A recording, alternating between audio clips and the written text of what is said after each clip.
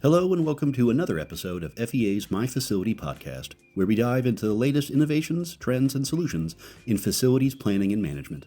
We will bring you conversations with industry experts, innovators, and thought leaders to help you navigate the challenges and opportunities in managing your facilities. At FEA, we're committed to building excellence where we live, work, and play. So if you're looking to stay ahead of the curve and improve your asset management strategy or facility financial planning, you're in the right place. So let's jump in and unlock the secrets to smarter facility planning in today's episode. Welcome, everyone, to my facility podcast with FEA.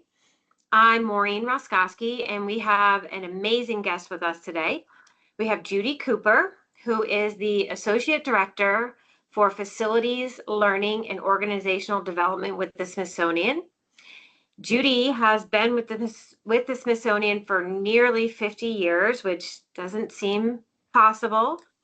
And we've been lucky enough to work together several times over the years. And recently, I was visiting with Judie, and she was preparing for recognition for her years of service. And she told this amazing story about how she built this facilities management academy. And so today we get to hear her story and how she started with what she calls one room and a vision back in 2007 and grew that into a 15,000 square foot building with an incredible training program.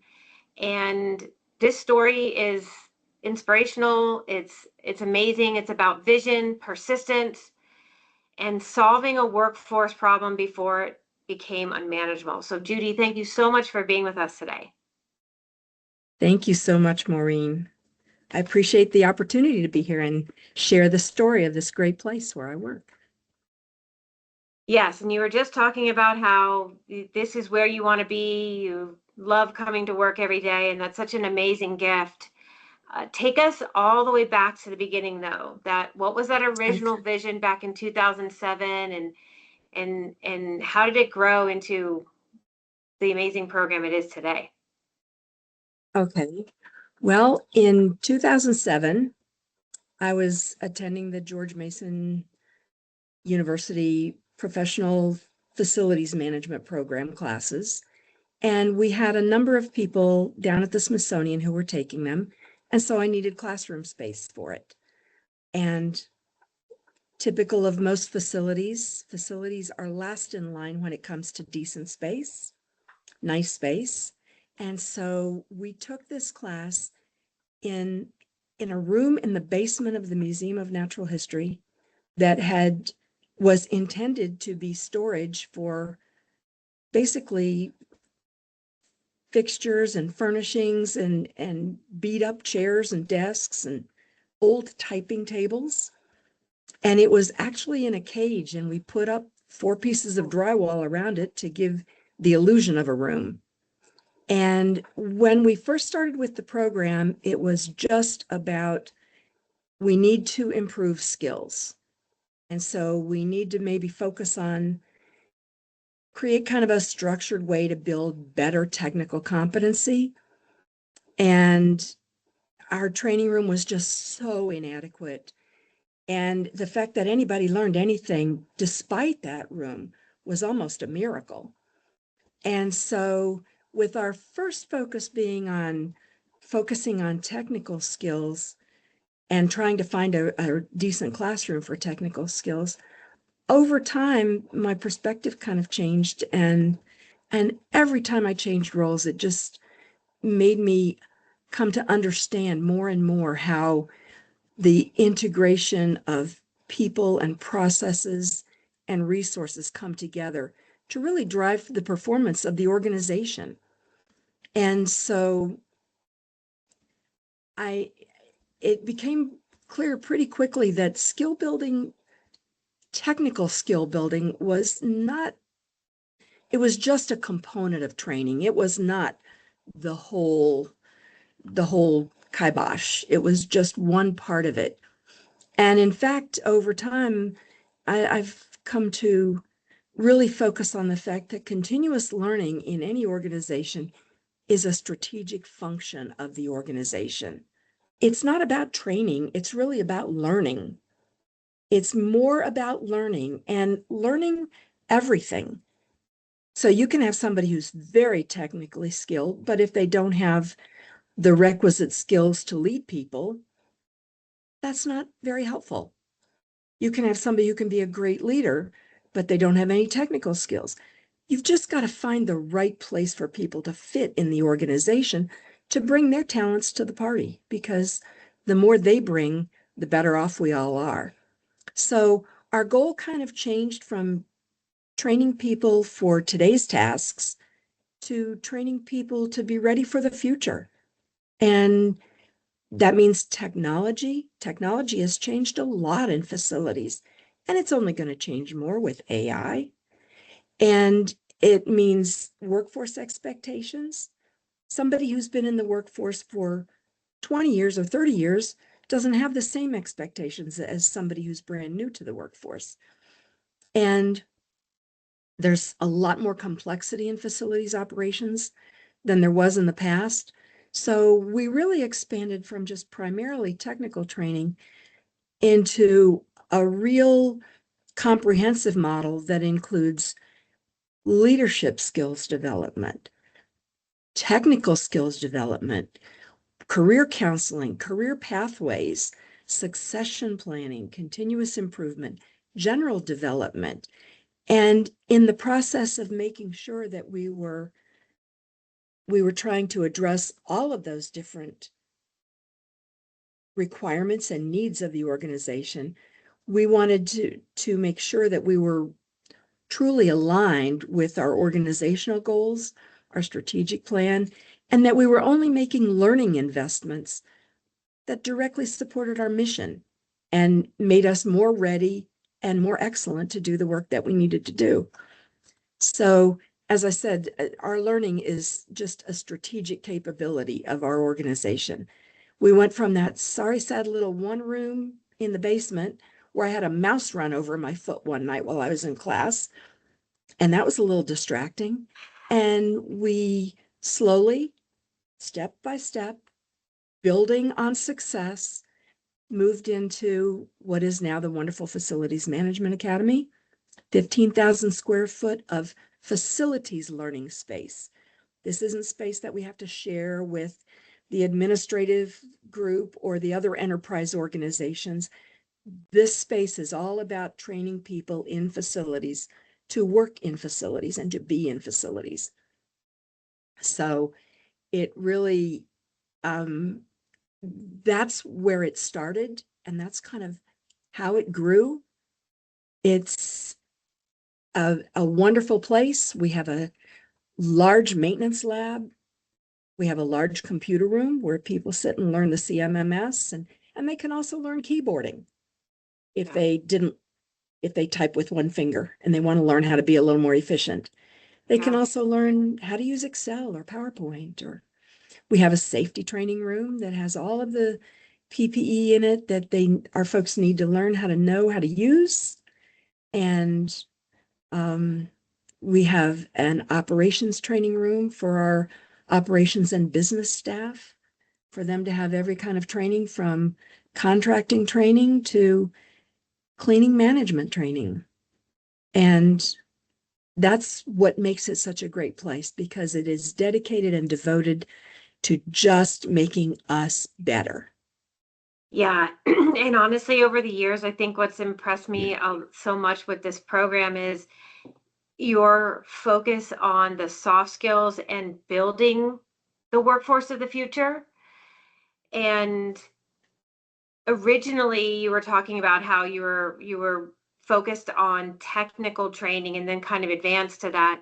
So what was the main problem that you were trying to solve? What was the biggest challenge that led to this investment in learning? The biggest challenge was the workforce was changing, the workplace was changing, the technology was changing. And honestly, if you look today at most people who work in facilities, particularly the very skilled technical trades folks, the average age is over 50. that means those folks are headed toward retirement, well-deserved retirement, because they've worked hard. And the logical question that comes from that is, who's going to take their place? And so at FMA, we use the saying, 5 does not equal 2, because for every 5 technically skilled facilities maintenance technicians in the workforce today,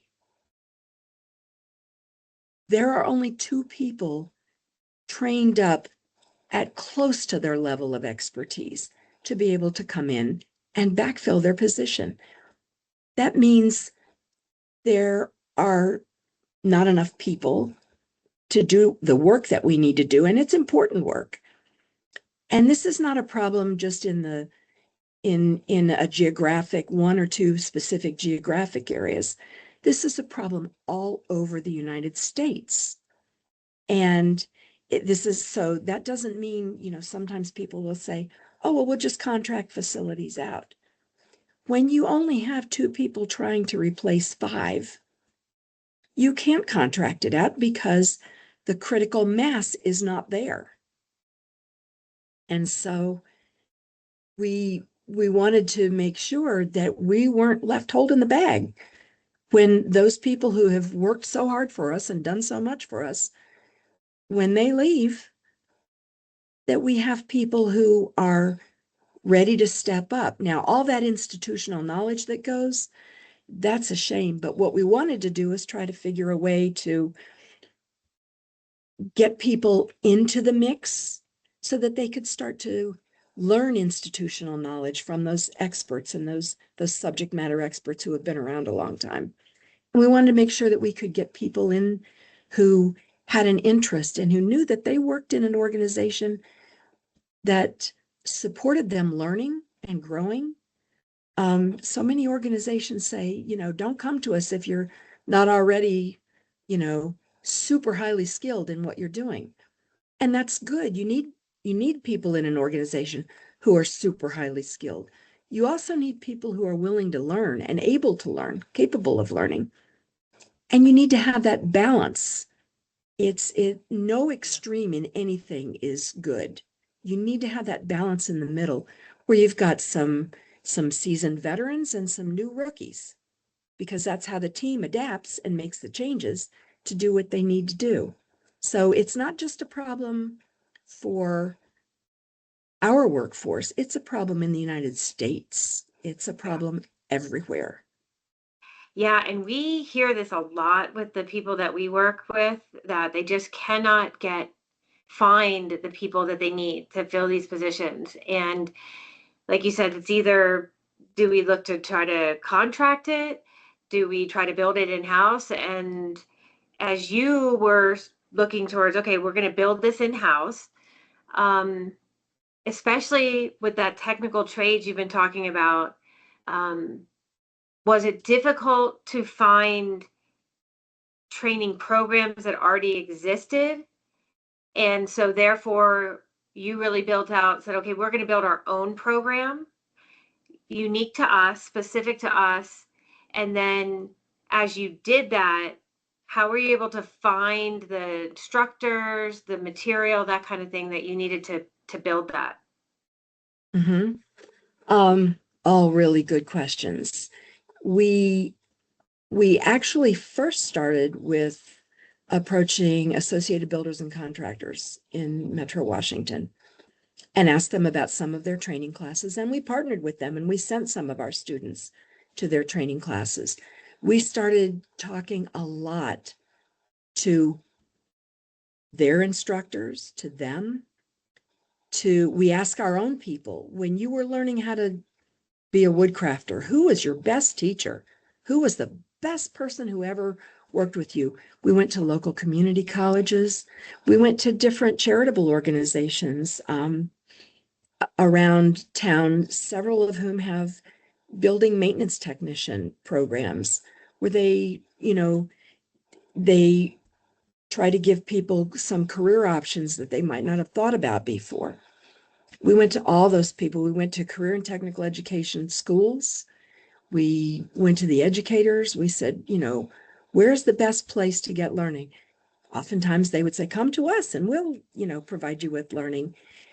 And that's a good thing because you never want to have an exclusively, again, it's the extreme thing. You never want to have an exclusively in-house program, and you never really want to have an exclusively external program. You have to have the mix because that's how good ideas get shared. That's how new knowledge comes about. And so, excuse me, we cast that net pretty wide out of both necessity because we were kind of overwhelmed, and also intentionality, because we wanted to have control over our own destiny. And we didn't want to be always reacting. We wanted to be responding and planning and preparing and getting ready. So we did not have a specific pipeline of instructors, and we leveraged those relationships. And it's so funny to think about relationships being so important in any organization's success. But I'm teaching a leadership class right now to our middle managers.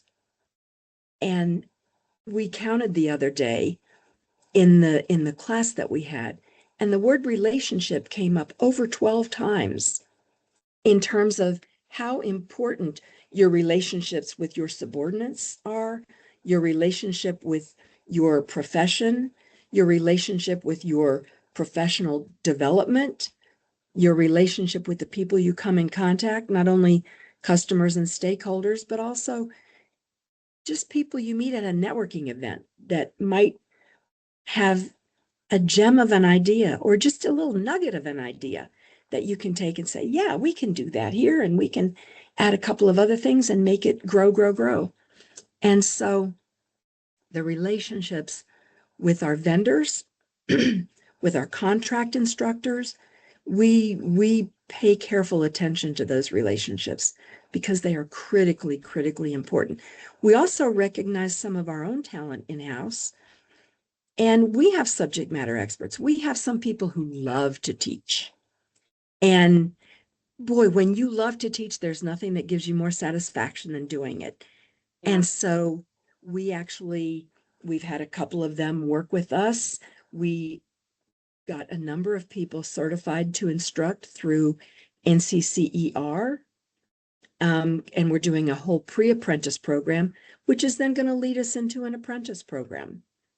And we have great folks who are experienced and knowledgeable, and they love to share their knowledge. Yeah. And they're very creative problem solvers.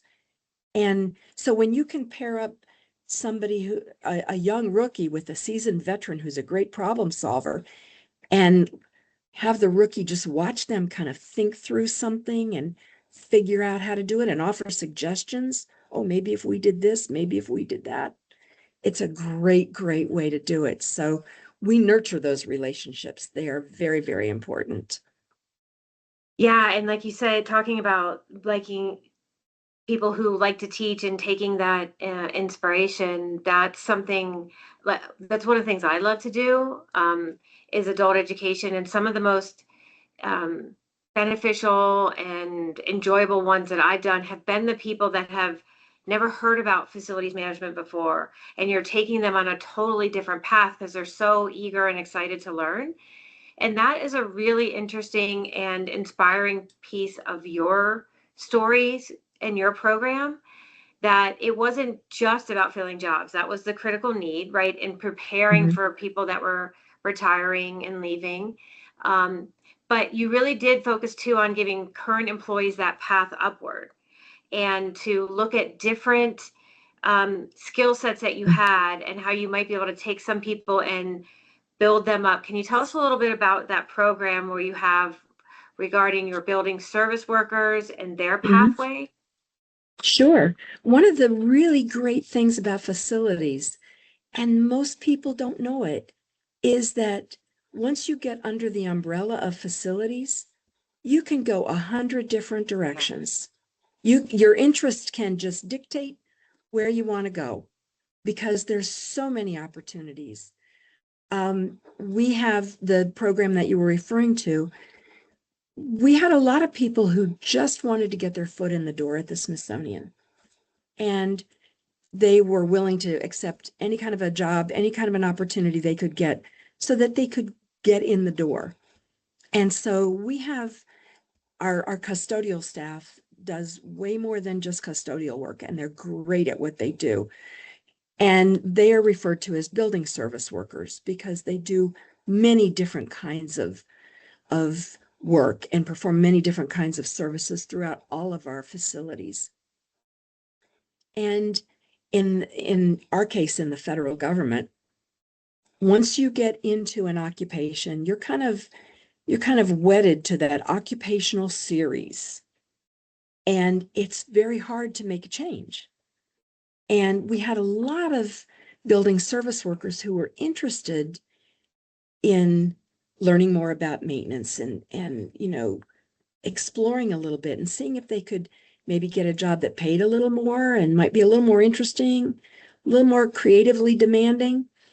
And so we created what we called the Bridge program for our building service workers. And it was quite literally to build a bridge to get them from a building service worker opportunity to a maintenance opportunity, to even get their foot in the door in maintenance. Because once you get into a maintenance position as maybe a maintenance helper, okay, then you get the experience and you're ready to apply for and be very competitive in a maintenance worker and a maintenance mechanic. And, you can really move around.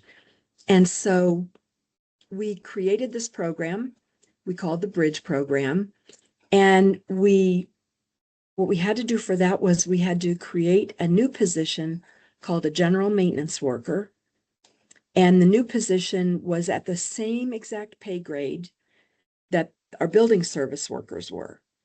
And the position included it still included a number of their building service worker duties, but it came with some additional maintenance duties and some training that was going to be baked into this program for them. And then they had a chance, once they became a general maintenance worker, then they were able to advance to the highest grade that they would have achieved in building service work. Was kind of the floor of where they were in maintenance. And so it was a real transition and we gave them training. We worked with ABC on that training program, and we specifically designed a curriculum that included the core class, which is, the prerequisite for any pre-apprentice or apprentice programs. And then we included elements of year one of the apprentice program for carpentry, plumbing, HVAC, and electricity. And they didn't get the full year, but they got some real strong elements so that they would understand you're going to be working around in maintenance, you're going to be working around plumbing, you're going to be working around HVAC, electricity. You have to know how to do a number of different things. Yeah. So that was a great program. It was also very intensive in terms of time because just the human resources aspects of it, to create new position descriptions and get them classified and advertise the jobs and do all that. It was very, very time consuming. So that program actually, and of the 16 people who went through that first program, there were 16. 13 are still with us. Wow. So 3 have left and gone on to other things. 13 are still with us. And there are still, of those 13, there are 2 general maintenance workers. And the other 11 are things like a building engineer, a painter, a maintenance mechanic. So they've done really well in advancing their careers. And the flip side to think about when you're supporting someone in advancing their career like that is, do you think they really want to go to work for somebody else? After you've shown them that you're willing to invest in them and give them opportunities. For the most part, that is a real retention Yeah. point for an organization. So because that was so time intensive, we kind of stepped back from that a little bit. It was very successful, so we didn't want to stop doing it. So we now have a program called Step One, which is the Skilled Trades Exploration Program. And it's a competitive program for our building and facility services staff. And when they apply for it, they go through an interview and they, have to answer questions like, what have you done to advance this part of your career? Have you taken any training on your own? Many of them have had side jobs or, in the building service worker arena, they often have to have another job to live in an expensive place like Washington. And so they might work in an organization and help run a maintenance truck and be a helper on the site. And so once they get selected for the program, we have a 1-day course that we designed with one of our great contracting partners, Maintenance Troubleshooting International. And the course is called What is Maintenance and Is It the Right Career Choice for Me? Because of the 3 people in the first bridge program who left, they left because it wasn't a good fit for them. It was, they wanted more money, yes, Yeah. and they had some skill and some talent, but it wasn't where they wanted to be. And so we developed this course, What is Maintenance and Is It the Right Career Choice for Me? Where they just get a 1-day, we have a very seasoned person who has all kinds of industrial maintenance experience, who comes in and talks to them and brings equipment and machines, and they can get their hands on things and touch and see and feel, and that course is then followed by a 40-hour course. So we take them for 1 whole week. The What is Maintenance is 1 day. Then we take them for a week through the National Association of Power Engineers, another one of our contract training partners. And the class is called Ready to Work. And in that class, they actually spend the morning learning a little bit of theoretical and background about the skill that they're going to be actually doing hands-on that afternoon. So in the morning, it might be electricity, and then you might do a little bit of electrical work in the afternoon. The next day, it might be plumbing, and you do a little bit of plumbing work. Next day, wood crafting. And so you have a little bit of hands-on time. So you're starting to get a feel for if it works for you. And then the final class for them is core through NCCER, taught by our own instructors. And because we can't take people, we're like every facilities organization. None of us have enough people. None of us have enough time. None of us have enough money. So we can't take everybody for every single day. So we spread out the training over a period of sometimes weeks, sometimes months, and a day or two. Like next Monday is the core hand tools class. Next Monday and Tuesday is hand tools. 2 weeks later, it'll be 2 days of power tools. So we created a structured, very accessible opportunity just for them to explore. Are they really interested in this? Of the 10 people that we have in our current Step One, 4 of them have already been selected for maintenance helper positions. Mm. So it's really, the pathway is really getting clear for people to see that, oh, this investment is giving us people who know how to do this kind of work that we need, and Yeah. people with potential to be able to grow more into it. Yeah. I think a couple things really stood out to me there. One is that, and maybe we can even show some pictures when we post this podcast, but the amount of hands-on that you're able to do in that academy, and the rooms that you have set up so that you can do technical training, that people can get hand tool training and things like that you don't normally get in a lot of, training programs in the FM world. So that's really, really interesting. The other thing too is that idea of, curious how many people that will listen to this have thought about the idea of taking that primarily custodial workforce and transitioning them into maintenance, because it feels like maintenance is so much more technical and different. But the way Mhm. that you were able to do it, to take them into like a general laborer or that maintenance helper, and then kind of move. And then from there, there's like painter, carpenter, like there's electrician, like there's a bunch of paths that could go. Mhm. That I think is really, really unique. But I think could be so valuable for so many other organizations that are struggling to fill those trades and maintenance positions. Mhm. What I know one of the things that is a real positive that you have, the Smithsonian is well known, and like you said, people will take any job to get started there. So I know that there's a lot of pride that goes into that. And Uh-huh. once you talked about, once you invest in them, then people want to stay. But talk a little bit how about that, instilling that sense of pride in people, and how that has helped make your program successful. Yeah, one of the great things about the Smithsonian is people who work here generally stay a long time. We are such a unique and wonderful place. Our mission is the increase and diffusion of knowledge. That is what we are about. And so everybody who works here generally feels a great deal of pride at being at the Smithsonian. We place a strong emphasis from onboarding, from even before onboarding until somebody ends their career.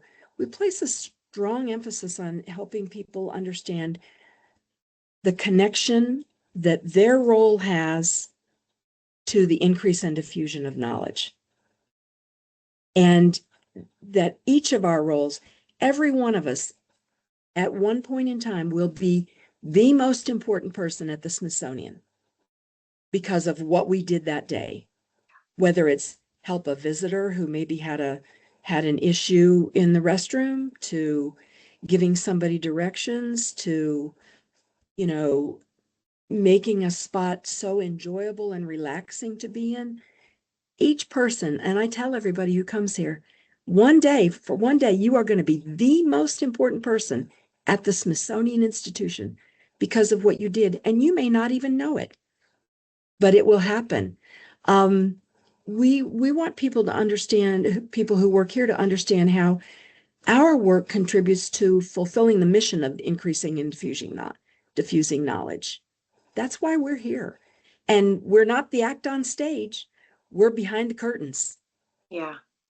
And it's not our show, but the show happens because we work to make it happen. Yeah. Yeah. And honestly, like you have such a great institution that you're a part of, but any of the facilities workers that are out there, they are helping contribute to the mission, whatever the mission is for that Mhm. organization. So it is so important to let people know that they're playing such a pivotal role. And I like that, how you said, any one day you could be the most important person at the Smithsonian.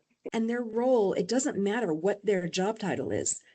Their role is Yeah. so important. And that really helps give like real engagement and a kind of a shared sense of purpose. And our folks are really all proud to work here. Whether you work at the Smithsonian or a hospital or a commercial property management or managing residences or shopping centers or whatever, facilities is so important. And we sometimes don't stand up straight enough Yeah. and ask for that recognition. Yeah, that's such a good point. We've done a lot of things with um, what some people would refer to as hard skills training, technical Mhm. skills. That's what we started out to do. We're going to do technical skills training. And then it's like when you figure out the whole big picture, when you stand back and look at it and you say, that's not everything that we need. And so I've kind of tried to reframe skills from hard skills and soft skills, because it sounds like, oh, soft skills aren't as important. Mm-hmm. And I've tried to reframe them into tangible skills, Mm. translating into those hard technical skills, and intangible skills, transferring into the things like communication, constructive interaction with people, frame of mind, frame of reference. The funny thing about that is that those tangible skills or hard skills are generally the reason that people are hired, because they bring something to this party Mm-hmm. and they know how to do something.